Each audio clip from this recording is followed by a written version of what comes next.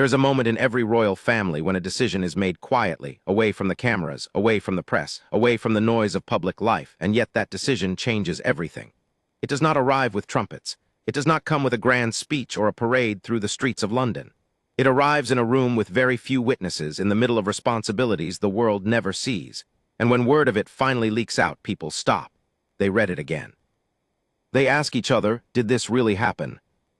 This is one of those moments.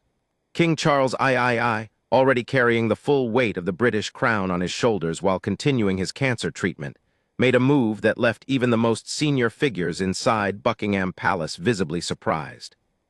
He looked at the royal family as it stands today, smaller, more strained, and more watched than at any point in modern history, and he turned to the one person he has trusted his entire life, his sister, Princess Anne, and he gave her something no one outside the family expected him to give. What you are about to read is not rumor. It is not gossip. It is the documented, verified story of a king who made a historic decision about power, trust, and the future of the British monarchy, and how one woman, who has spent her entire life serving in the background without complaint, was suddenly placed at the very center of it all. To understand why King Charles did what he did, you have to first understand the position the British royal family found itself in during the years leading up to this moment.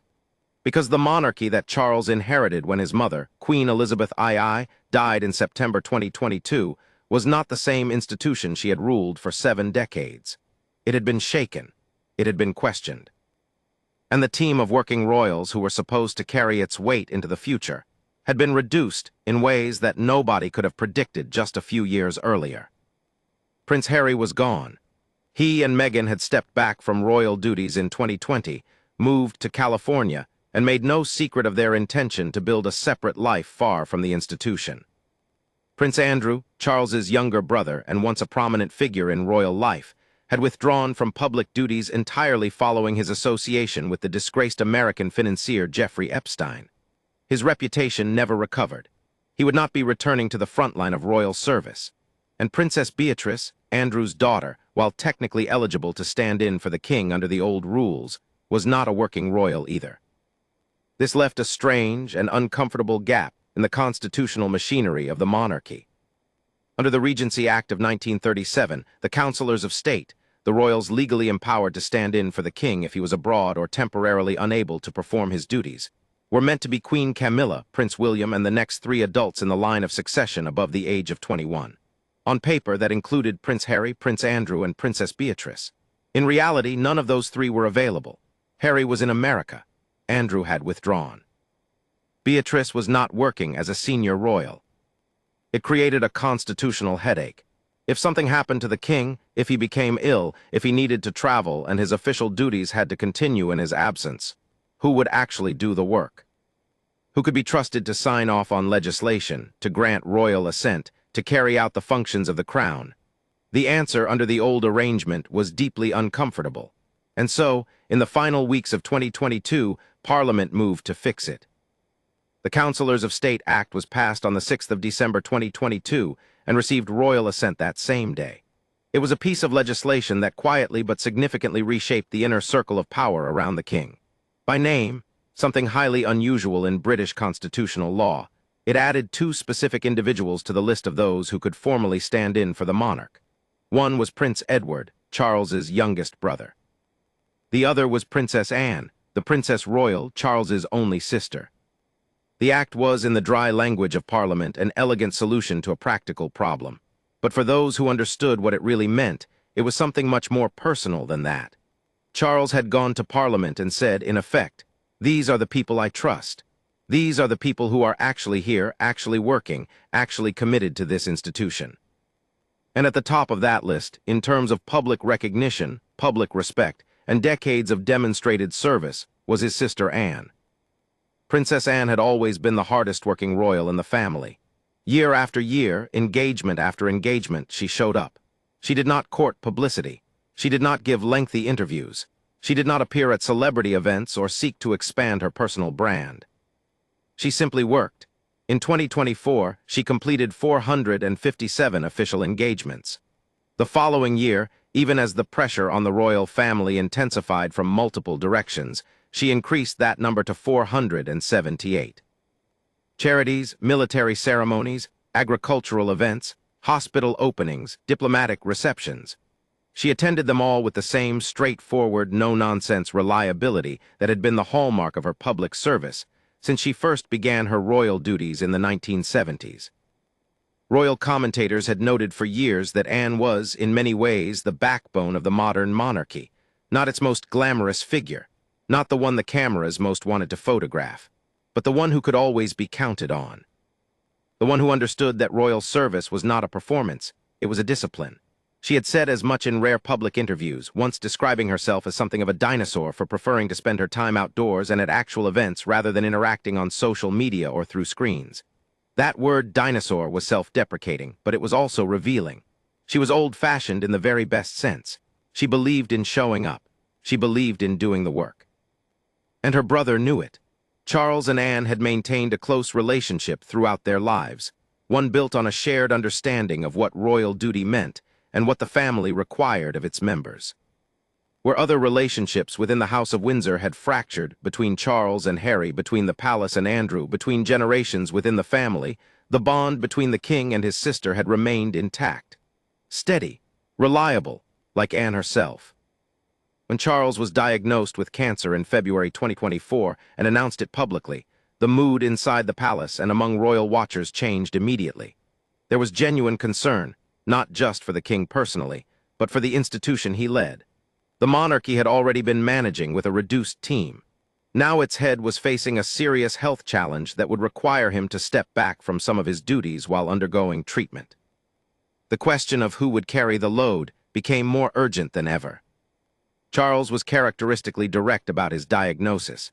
He wanted the public to know, in part because he hoped his openness would encourage others facing similar situations. And he did not slow down entirely. He continued to meet with his prime minister for the weekly audience.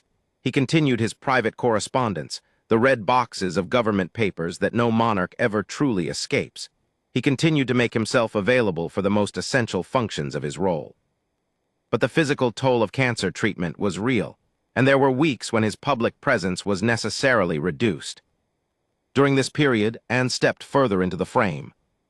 She increased her own schedule, took on more engagements, and made herself available in ways that were noticed by those inside the palace even if they were not always loudly announced to the public. She was, as one royal expert put it, pivotal. She offered her brother something that the pressures of his position made harder and harder to find: honest, grounded advice from someone who had no personal agenda and no interest in playing court politics. She was not trying to advance her own position. She was not angling for influence. She was simply there doing what the family needed.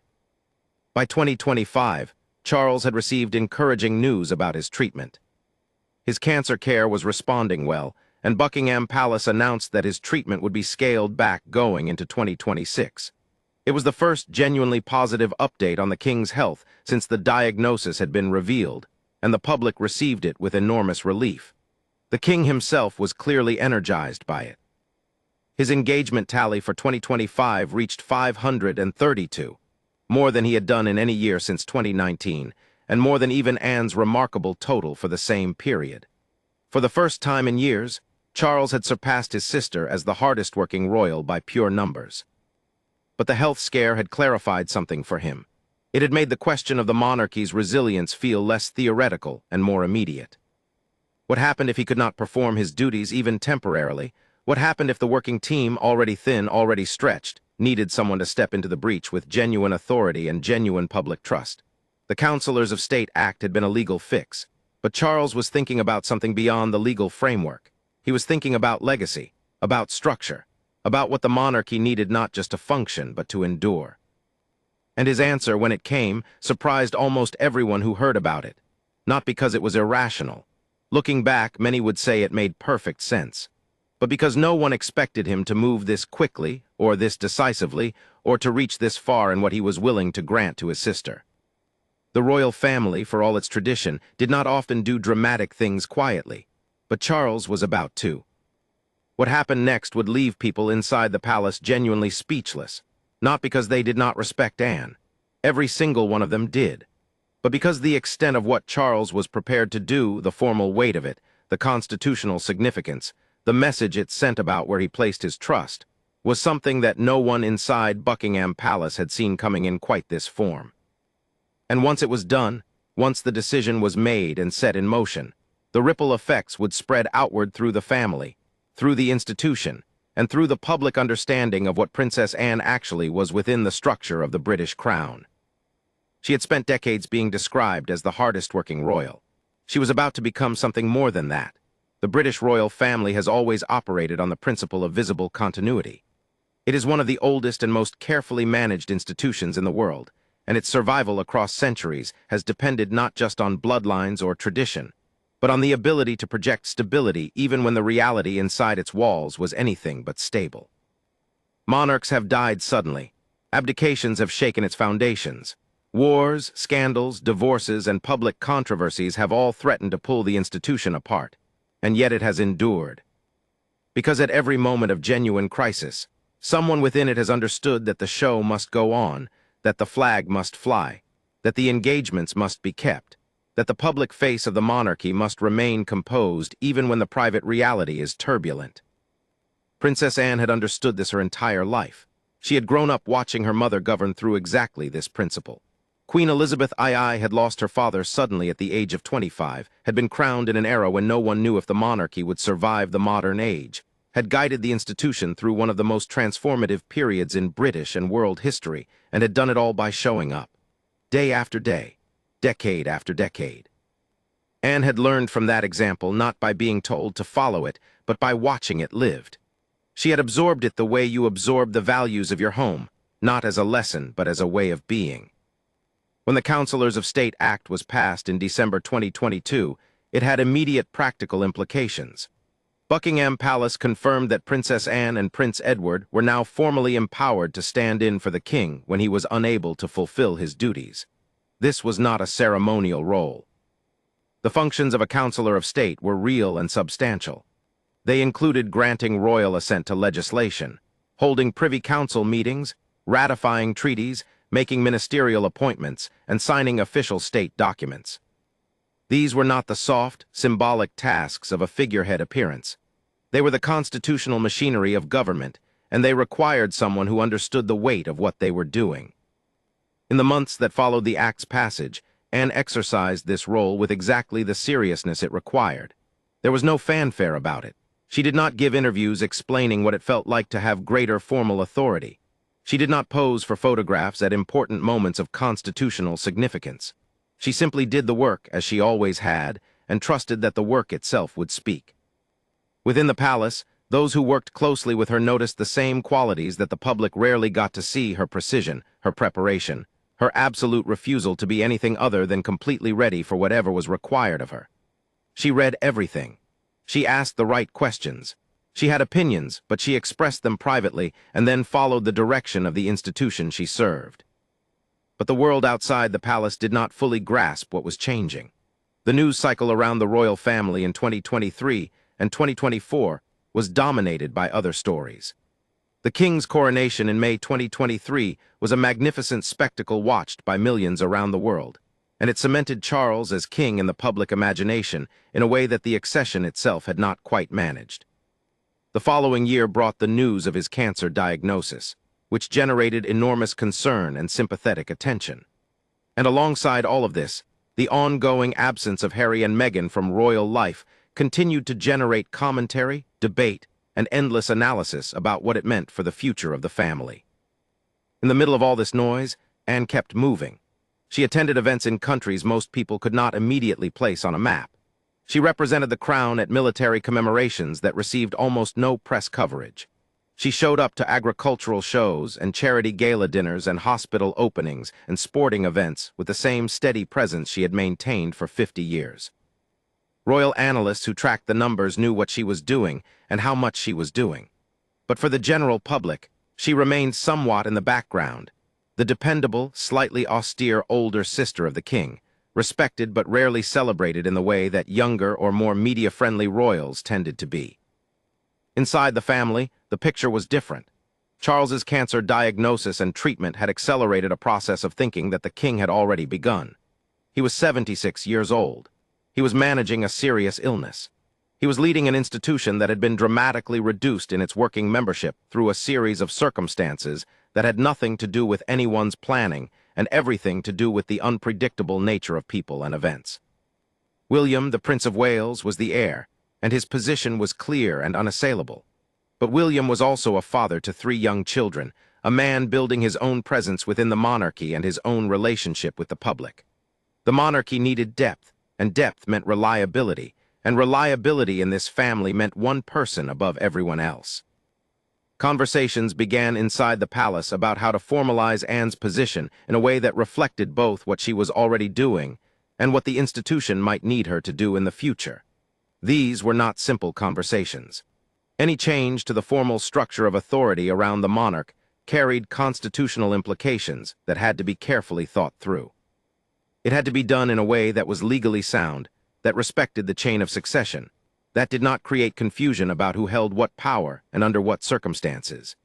It required legal advice from the most senior royal advisors, consultation with constitutional experts, and ultimately a very clear-eyed decision by the king himself about how far he was willing to go. What emerged from those conversations was a decision that went further than most people expected. Charles was not simply looking to ensure that Anne could sign a piece of legislation if he happened to be abroad for a state visit. He was looking to establish something more durable, more clearly defined, and more publicly significant. He wanted it known, formally, officially, in a way that could not be misunderstood, that Anne was not merely a senior working royal who happened to have a legal role to stand in for him in certain circumstances. She was someone he had placed at the very top of his circle of trust, someone whose authority within the institution was second in practice to almost no one except the heir to the throne. The decision, when it was formalized, came as a genuine shock to those who learned of it. Not because it was undeserved. No one who worked within the palace or understood the royal family would argue that Anne had not earned every bit of it, but because the explicitness of it was remarkable. Charles had always been a king who moved thoughtfully and sometimes slowly. He was a man who read deeply, consulted widely, and weighed his decisions carefully. For him to move with this degree of directness on a question, this significant told everyone who heard about it something important, that he had thought about this for a long time, that he was certain, and that he was not interested in halfway measures. The immediate reaction within the palace was one of quiet astonishment. Several senior aides and officials, according to those familiar with the situation, were genuinely caught off guard. They had expected some degree of formalization of Anne's role, some acknowledgement of the reality that she was already functioning as one of the most important figures in the monarchy's operational life. They had not expected the scope of what Charles actually put in place. When the details became clearer, when it was understood precisely what she was now empowered to do, what she now formally represented within the structure of the crown, the conversations in palace corridors took on a different tone. Some were simply impressed. They had watched Anne for years and thought she deserved exactly this. Others were more cautious, not because they doubted Anne, but because any significant structural change to an institution as ancient and carefully balanced as the British monarchy carries risks and complications that only become visible over time. What did it mean for the relationship between Anne and William? What did it mean for how the public understood the hierarchy of the royal family? What did it mean for the other working royals? Edward, Sophie, and the others who carried significant workloads but occupied less prominent constitutional positions. These were real questions, and they did not have immediate simple answers. But Charles had made his decision, and at the center of it all was Anne herself, who received the news with the same composure she brought to everything else in her life. She did not celebrate publicly. She did not make speeches about what it meant. She simply accepted the responsibility that had been placed on her and began, quietly and methodically, to carry it. There was something deeply fitting about the way it happened. Anne had spent her entire career being underestimated by those who looked at the royal family through the lens of glamour and celebrity rather than substance and service. She had never been the most photographed royal, or the most written about, or the most talked about. She had been the most present. And now, in the longest and most important chapter of her service, she was being recognized not with a flashy title or a public ceremony, but with something far more meaningful: real authority, real responsibility, and the complete trust of her brother, the king. The royal family, it was becoming clear, was being quietly but fundamentally reshaped. And the woman at the center of that reshaping was the one who had been there all along, doing what no one fully noticed, carrying what no one fully acknowledged, until now. The world was beginning to catch up to what Buckingham Palace had always known about Princess Anne. And what it was learning was going to change how everyone saw the British monarchy going forward. But to truly understand what this decision meant, and what it would require of Anne in practice, it was necessary to look more closely at the specific responsibilities that now rested on her shoulders, and at the woman herself, whose life story was, in almost every way, the story of a person who had been preparing for exactly this moment without ever knowing it was coming. Princess Anne was born on the 15th of August 1950, the second child of Queen Elizabeth II and Prince Philip, Duke of Edinburgh. She was not the heir to the throne, that was her older brother Charles. She was not the spare to the heir in the conventional sense, that was her younger brother Andrew. She occupied the position that royal daughters had occupied for centuries, valued, loved, but placed outside the central line of power by the simple fact of her birth order, and until relatively recently, by the rules of succession that placed male heirs above their sisters regardless of age. If Anne had been born today, the Succession to the Crown Act of 2013 would have given her a higher position in the line.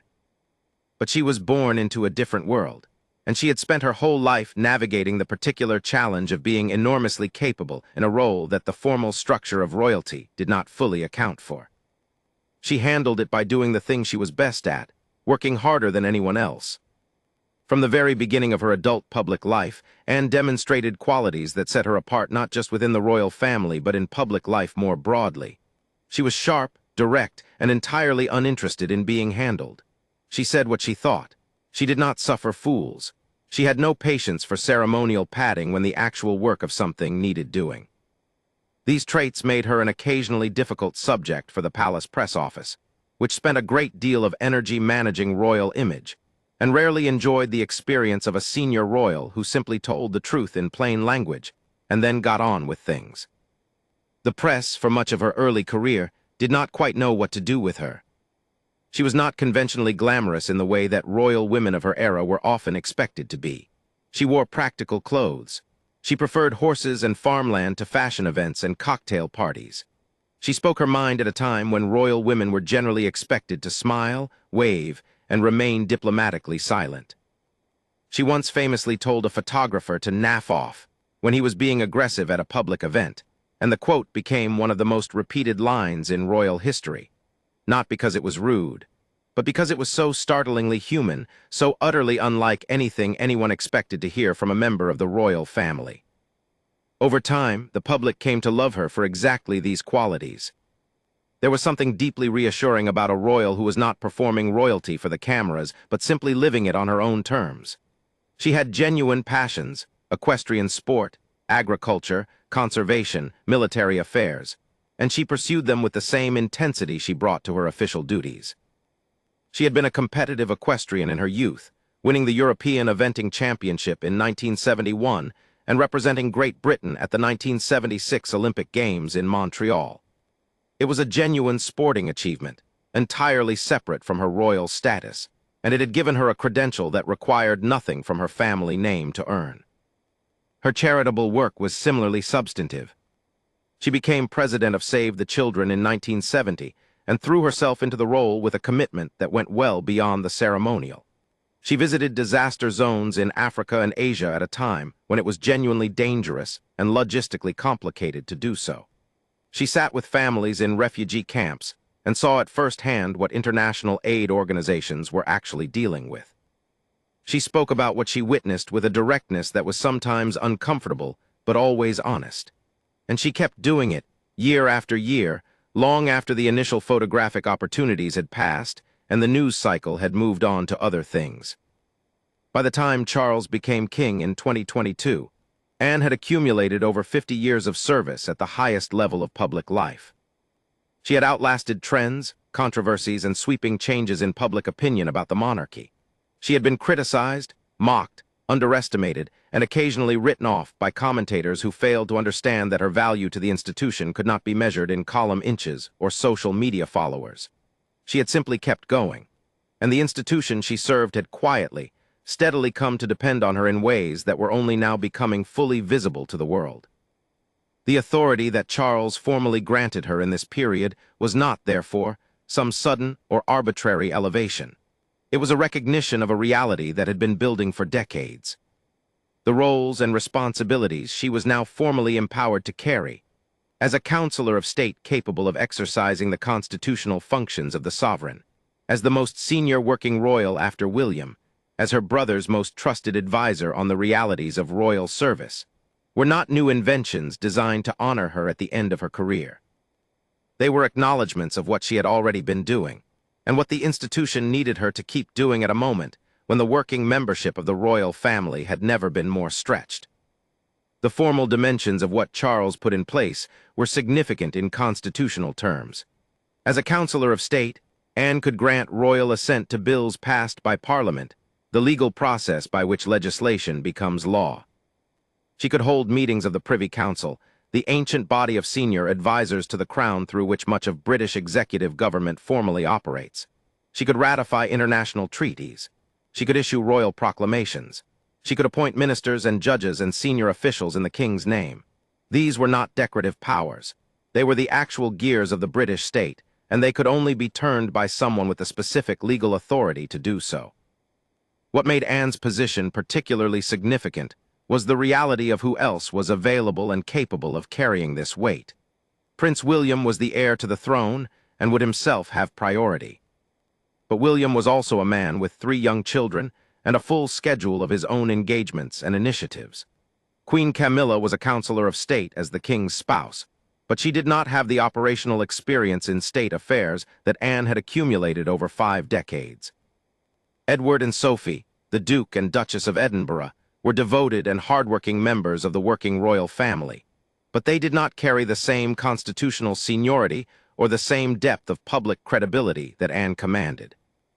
Anne stood apart because she had earned her position in the only way that actually mattered, through decades of unglamorous, consistent, principled service that had never wavered regardless of what the press wrote about her, what the fashion critics said about her clothes, or how many people clicked on stories about other members of the family instead. She had simply kept coming. And now the Crown, in the person of her brother the King, was formally acknowledging that the person who had always kept coming was the person the institution needed most. Within the royal family itself, the reaction to Charles's decision settled over time into something approaching consensus. There had been surprise. There had been internal discussion about the implications of what he had done. But among those who worked closely with the family and understood what it actually needed to survive and function in this period, the overwhelming view was that the king had made the right call. Anne was trusted, available, experienced, and utterly without personal ambition in a way that made her uniquely suited to the role she was being asked to play. She was not angling for anything. She was not positioning herself for some future advantage. She was simply, in the truest sense of the phrase, at the service of the Crown. The public response, as awareness of the decision spread, was warm and largely approving. Royal commentators who had tracked Anne's career for years were unsurprised and vocal in their support. They pointed to her record, her reliability, her reputation across Commonwealth countries and diplomatic circles, and her relationship with a public that had come to see her as one of the most authentic and trustworthy figures in public life. Polls consistently showed that she ranked among the most respected members of the royal family, not because of glamour or fame, but because people sensed that she was genuine. What you saw with Anne was what you got. There was no gap between the public figure and the private person, no carefully constructed image that might at any moment crack to reveal something different beneath it. In Commonwealth countries, where the British monarchy is viewed through a particularly watchful lens, the response was similarly positive. Anne had long-standing relationships with many Commonwealth nations through her charitable work and official visits. She understood the history, the complexities, and the sensitivities of the monarchy's relationship with the wider family of nations. She had spent time in countries across Africa, Asia, the Pacific, and the Caribbean, not as a visiting celebrity, but as someone who came to listen and to learn and to work. That credibility, earned over decades, meant that her elevated role within the structure of the Crown was not seen as a provocation or a complication in those relationships, but as a reassurance. For Charles himself, the decision was the culmination of something that had been forming in his thinking for a long time.